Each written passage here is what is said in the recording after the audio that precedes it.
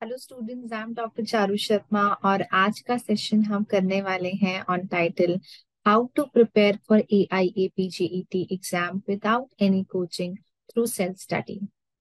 Exam में आपके पास 5 months का टाइम अभी है 2023 एग्जाम के लिए। और आज मैं आपसे डिस्कस करूंगी कि स्टेप बाय स्टेप आपकी क्या अप्रोच होनी चाहिए इस एग्जाम के लिए अगर आप सेल्फ स्टडी कर रहे हैं। तो सबसे पहले हम बात करेंगे एक ऐसे रोड मैप की जो आपको अपनी जर्नी में फॉलो करना है। Let's start with the basic preparation strategy that you need to follow.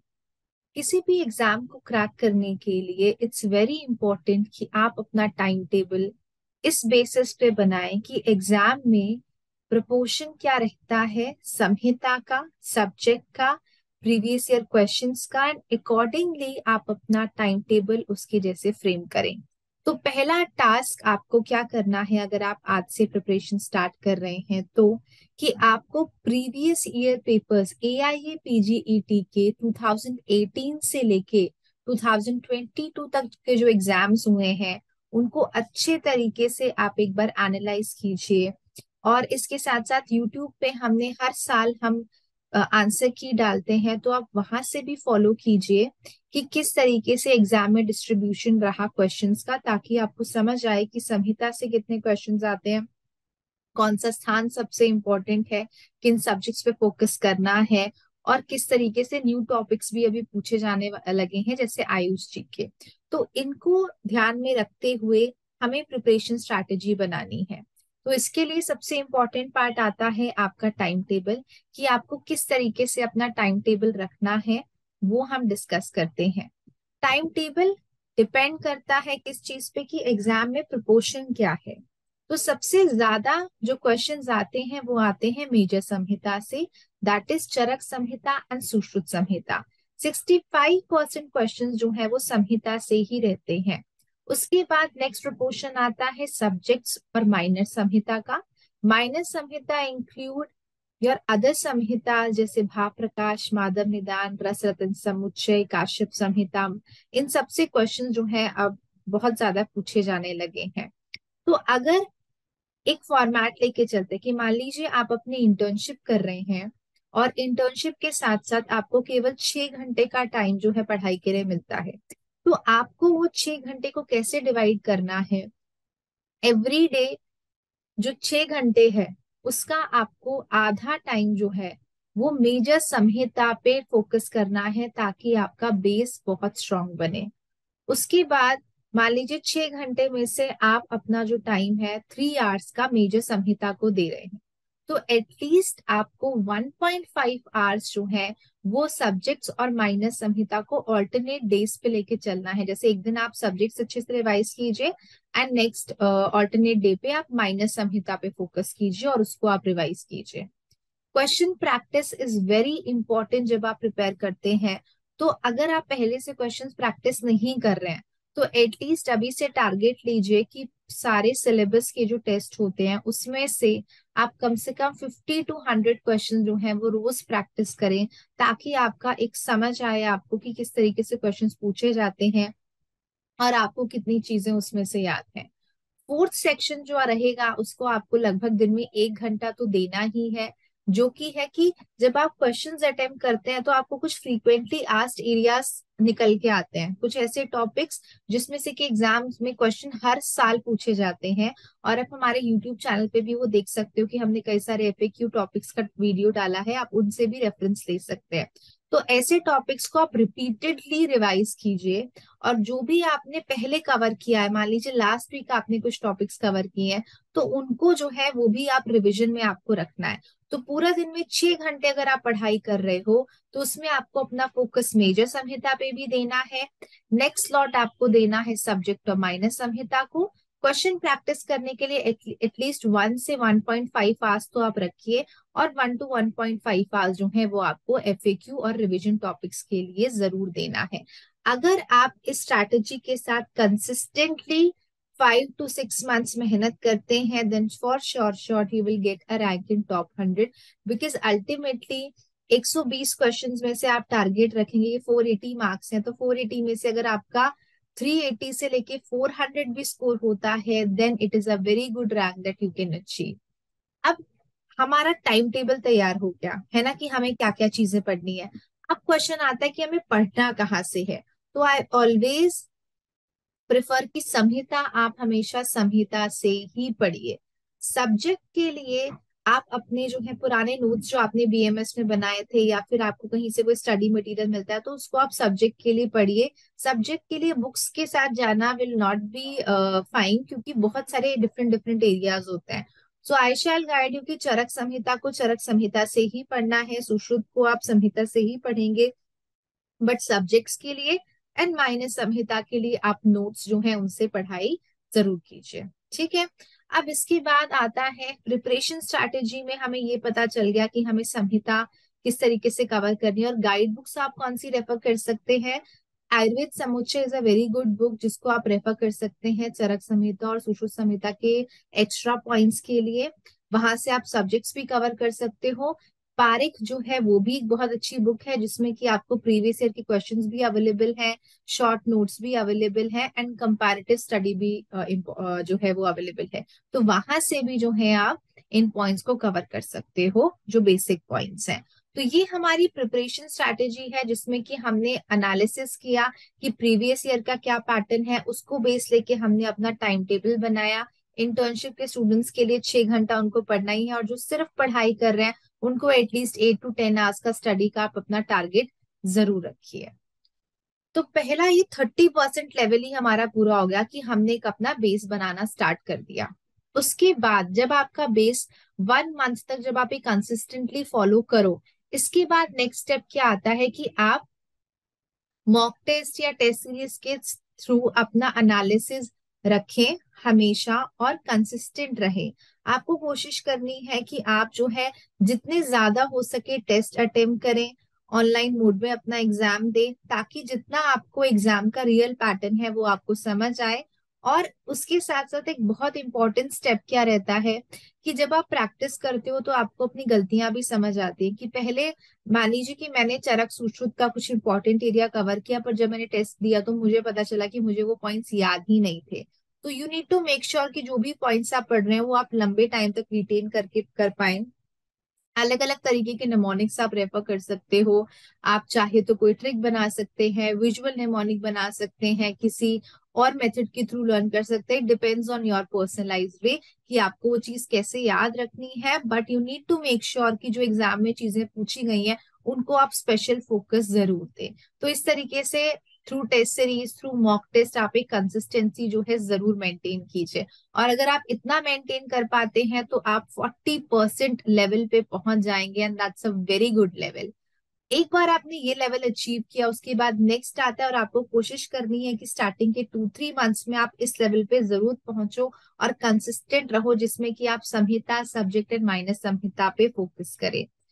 उसके बाद नेक्स्ट लेवल जो प्रिपरेशन का आएगा वो आएगा फाइनल शॉट, जब आप फाइनल 60 डेज आपके हाथ में बचे होंगे और तब आपका फोकस क्या होना चाहिए कि आपको मल्टीपल रिविजन देनी है पूरे सिलेबस की।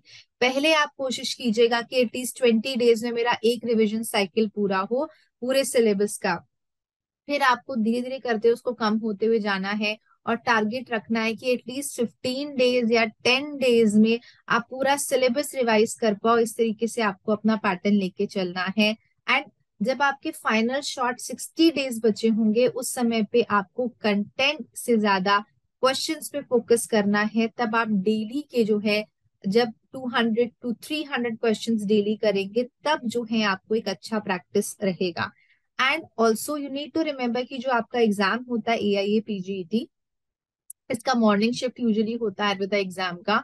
तो वो रहता है जो है वो मॉर्निंग आवर्स में ही रहता है, 11:30 to 1 इस तरीके से रहता है। तो आप कोशिश कीजिए कि जो लोग अभी सिर्फ पढ़ाई कर रहे हैं वो लोग इतने ही टाइम में मतलब जितना टाइम आपको मिल रहा है एग्जाम के लिए, उतने टाइम में जो है आप अपने मॉक टेस्ट या प्रीवियस ईयर के पेपर्स प्रैक्टिस करें, क्योंकि हमारा माइंड का एक जो है एक स्पेसिफिक फीचर होता है कि अगर आपको पूरे दिन में अपने आप को सबसे ज्यादा एक्टिव किसी टाइम पे रखना है, तो आपको पता है कि एग्जाम में आपको बहुत ज्यादा एक्टिव अपने आप को रखना है, आपका माइंड बहुत शार्प होना चाहिए उस टाइम। तो आप पहले से ही उसकी प्रैक्टिस करते चलो उसी सर्केडियन रिदम में उस टाइम में, and it is going to be very beneficial.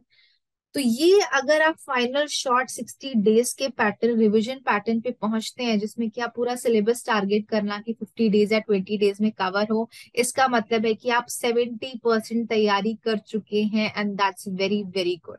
अब इसके बाद आता है सबसे क्रूशियल टाइम, जो कि आपके एंड के डेज रहेंगे। ये एंड के 10 डेज में आपको सिर्फ उन्हीं पॉइंट्स को बार बार रिवाइज करना है जो आप ज्यादा भूलते हैं। देखिए, हमेशा अपने साथ एक डेली डायरी बना के रखिए। डेली डायरी में आप अपना रोज का टाइम टेबल में टिक कीजिए कि आज मैंने चरक संहिता पढ़ा, आज मैंने सुश्रुत कवर किया, कितना देर किया, क्या पढ़ा। तो आपका पूरा रिकॉर्ड वहां पे मेंटेन होना चाहिए। मैंने कौन सा टेस्ट दिया, मेरा कितना स्कोर उसमें था, मेरा अनआंसर्ड क्वेश्चंस कितने थे, मैंने कहाँ पे गलती की। तो ये सब चीजों का जब आप ट्रैक रखेंगे, तो आपको अपनी प्रोग्रेस जो है बहुत ही क्लियरली दिखाई देगी। और इन्हीं को बेस बनाते हुए अपने डेली डायरी के एंड के कुछ पेजेस आप सिर्फ इसीलिए रखें कि जो क्वेश्चंस आप हमेशा गलत करते हैं, जो एरियाज आपके हमेशा वीक रहते हैं, उनको आप अलग से नोट करके रखिए, ताकि आप उन पे बार बार काम कर पाए। उन निमोनिक्स को अच्छे से नोट डाउन करके रखिए, जो कि आपको एग्जाम से पहले रिवाइज करने रहेंगे। तो इस तरीके से जब आप अपनी कंसिस्टेंसी को जो है लेके चलते हो, रिवीजन पे फोकस करते हो, प्रीवियस ईयर के क्वेश्चंस पे फोकस करते हो, डेली प्रैक्टिस करते हैं, मॉक टेस्ट भी टेस्ट सीरीज में, तो इस तरीके से जो है आपका रोड मैप आपको सक्सेस की तरफ लेते हुए जाता है। तो मैंने ये स्पेसिफिक स्टेप्स यहाँ पे आपसे डिस्कस किए हैं। इसके रिगार्डिंग आपको कोई भी डाउट होता है तो आप कमेंट बॉक्स में डाल सकते हैं, and I can answer your query if you have any further doubt in this particular step. अब हम एक और इम्पोर्टेंट चीज के बारे में बात करते हैं कि मान लीजिए अभी आपको लगता है, आप जिस समय पे कवर कर रहे हैं, कि सबसे ज्यादा आपको किस तरीके से फोकस अपना करना चाहिए एक एक स्थान वाइज अगर हम देखें तो। I take a example here, है ना। जैसे आप प्रीवियस ईयर के पेपर्स अटेम्प्ट करोगे, तो वहां पे आपको समझ आएगा कि कौन सी संहिता में से क्या एरियाज इंपॉर्टेंट है, जो कि आप बिल्कुल भी मिस नहीं कर सकते या जिनको बिल्कुल भी ओवरलुक नहीं कर सकते।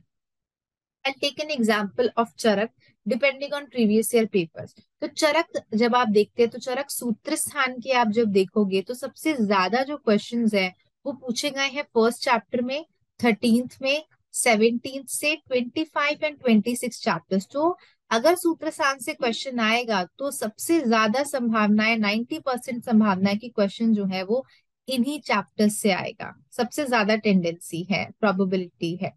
अगर हम बात करते हैं चरक विमान की, तो सबसे ज्यादा अभी तक जो क्वेश्चंस पूछे गए हैं वो 5th और 8th चैप्टर से पूछे गए हैं। चरक शारीर पे आते हैं, तो चरक शारीर में 5th चैप्टर और 10th चैप्टर से, जो कि जाति सूत्री अध्याय है, यहाँ से सबसे ज्यादा गर्भ गर्भिणी रिलेटेड क्वेश्चंस पूछे गए हैं। और ये बहुत ही इंपॉर्टेंट पार्ट आता है, जो कि प्रसूति में भी हम पढ़ते हैं।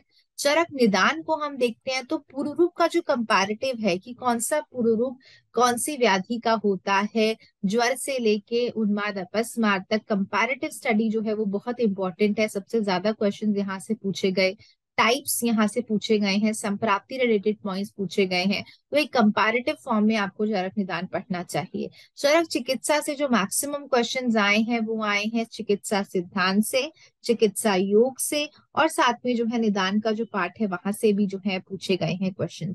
तो सबसे ज्यादा क्वेश्चंस रहते हैं 3rd चैप्टर से, 8th चैप्टर से, ग्रहणी से, 18th से, 27 से भी, 28 से भी है, and most important 30 chapter is very important, क्योंकि हर साल आपको कम से कम 2 क्वेश्चन जो है वो यूनि व्यापक से मिलते ही हैं।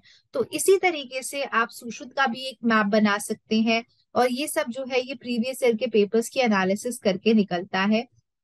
तो आप इस तरीके से उनको एनालाइज कीजिए, क्योंकि जो पैटर्न्स हैं वो रिपीटेड होते हैं। And one very important part है कि जो जीके है, वहां से सबसे ज्यादा क्वेश्चंस पूछे जाते हैं।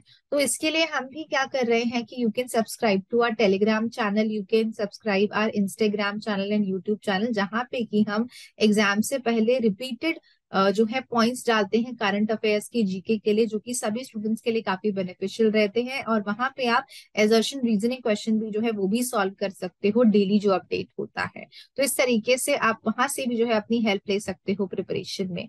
तो ये जो रोड मैप मैंने आपसे डिस्कस किया, इसके साथ साथ में एक बहुत इंपॉर्टेंट पार्ट यहाँ पे समराइज करते हुए आपसे कहूंगी कि ऐसी कौन सी 3 मिस्टेक्स हैं जो कि स्टूडेंट सेल्फ स्टडी करते हुए करते हैं, जिसको कि आपको बहुत ध्यान से जो है, जब आप सेल्फ स्टडी कर रहे हो, कोई कोचिंग रेफर नहीं कर रहे हो, किसी ग्रुप स्टडी में नहीं हो, तो तब कैसी कौन सी 3 गलतियां हैं जो आप करते हो और उसको अवॉइड करने के लिए आप क्या कर सकते हैं। देखिए, अगर आप सेल्फ स्टडी कर रहे हैं तो बहुत बार क्या होता है कि आपको एक डायरेक्शन नहीं समझ आती कि कौन कितनी देर में आपको क्या चीज कवर करनी चाहिए। बट अगर जब आप किसी कोचिंग या इंस्टीट्यूट के साथ होते हैं तो वहां पे एक पैटर्न फॉलो होता है कि ये वीकली टेस्ट है, इस तरीके से रहता है। तो कई बार स्टूडेंट्स क्या गलती करते हैं कि वो बहुत ही अनरियलिस्टिक गोल सेट कर लेते हैं।